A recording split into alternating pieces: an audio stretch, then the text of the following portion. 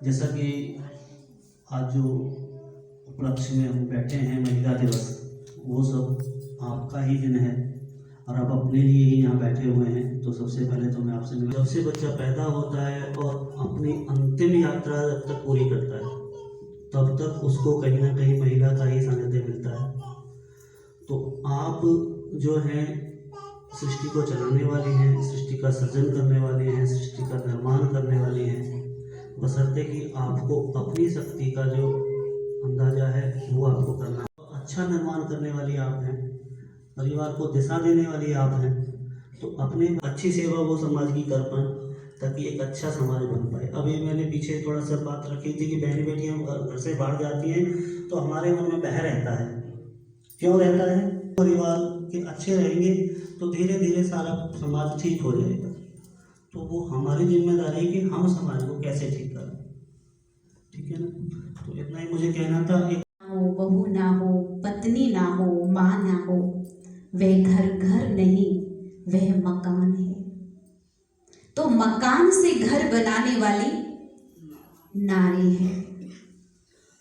इस जीवन की शुरुआत जीवन दान देने वाली नारी है। अहो सौभाग्यशाली हम सभी कि जो हम भारत की संस्कृति में, भारत में जन्मे हैं, जिस भारत के नाम के पीछे भी माता नाम जुड़ता है, भारत माता। वंदे मातरम, हमारी नारी शक्तियों की ही ये जय जयकार है। कहा जाता है नारी सावित्री हुई। सावित्री देखो, जिसने अपने पति प्राण के पीछे यमराज से भी बातों में लगाकर ऐसे उनको मोह लिया, बहुत समय तक यही भूल गए कि मैं भी यमराज हूं और मेरा कार्य क्या है। बातों में इस तरह से मोह लिया और ऐसी बातों से प्रभावित होकर कुछ बातें आपस में ऐसी हुई तो यमराज ने उनको वरदान के लिए कहा। और वरदान जब सावित्री ने मांगा तो उन्होंने 100 पुत्रों का वरदान मांगा। तो 100 पुत्रों का वरदान मांगा और वरदान दे दिया।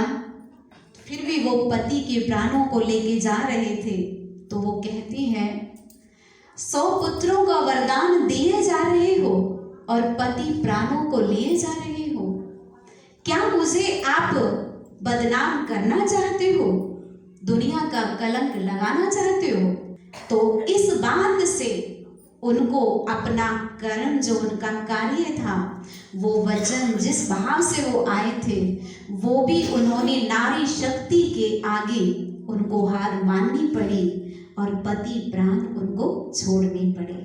तो ये नारी कौन थी? नारी शारदा माता हुई। स्वामी विवेकानंद जी, उनके गुरु जी रामकृष्ण परमहंस जी, जिनकी धर्मपत्नी शारदा जी थी। आप सोचो कि उन्होंने उनको कभी भी पत्नी रूप से नहीं देखा, हमेशा उनको माता कहकर पुकारा, माँ रूप से देखा। उनकी गुणवत्ता से, उनके कार्य चलन चाल से आप सोचो किसी पुरुष का मन या परिवर्तन हो जाए या मोम बन जाए, यह किसमें है? परिवर्तन शक्ति ये नारी में है। आप इस बात को भी, ये पहले समय की बात हम कहते हैं कि पुराना समय था। आज के समय को भी हम वर्तमान समय में देख रहे हैं, हमारे भारत की भी ऐसी ऐसी नारी शक्ति है, जैसे कि कल्पना चावला हुई। सोचो, सुनीता विलियम रही, अभी 9 महीने में अंतरिक्ष से वापस आई है। आप सोचो, सेफ है, जीवित है, एक नारी शक्ति।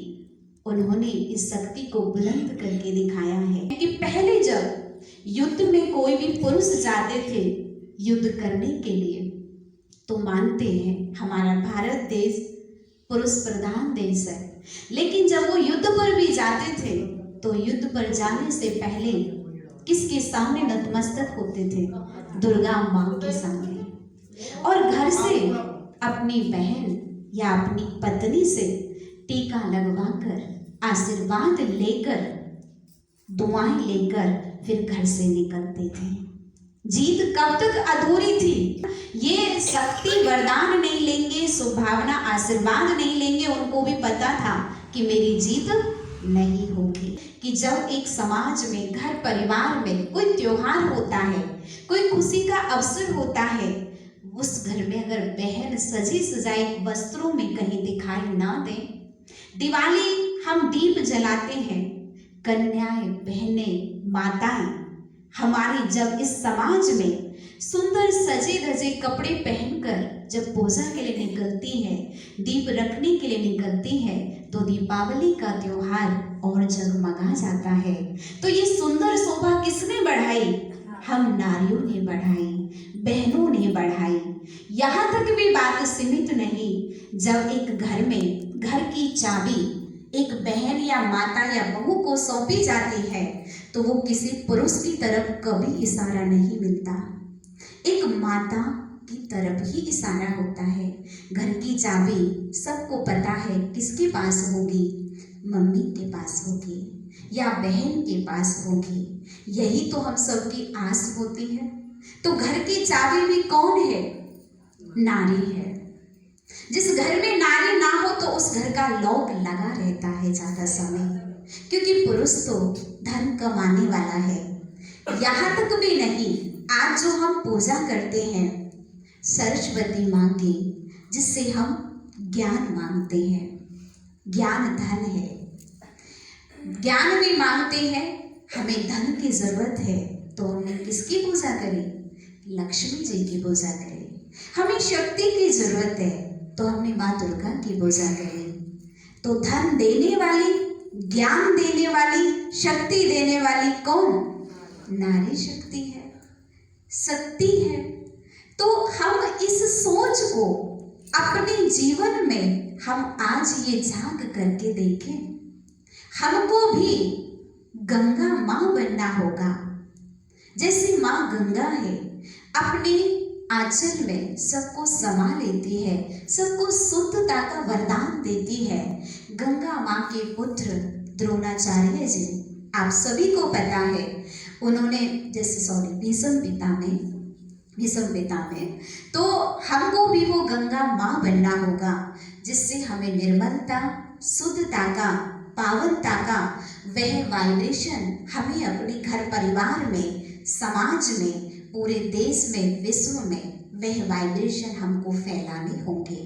गंगा माँ को पूजने से, याद करने से अब काम नहीं चलेगा। हमको माँ सरस्वती जैसा खुद बनना होगा। सरस्वती का जो विशेष हमने वाहन देखा, हंस वाहिनी जो है, वीणा वादिनी, उन्होंने भी किसको? हंस हमें ये प्रेरणा देता है, हंस जिसके अंदर एक शक्ति है कि नीर को, शीर को अलग कर देना, अंतर बताना, और पत्थर और मोती को अलग कर उनका अंतर सत्यापन करना। तो बताया जाता है कि जो बुराई रूपी पत्थर है और अच्छाई रूपी मोती, अब हम सभी को हंस बुद्धि बनना होगा।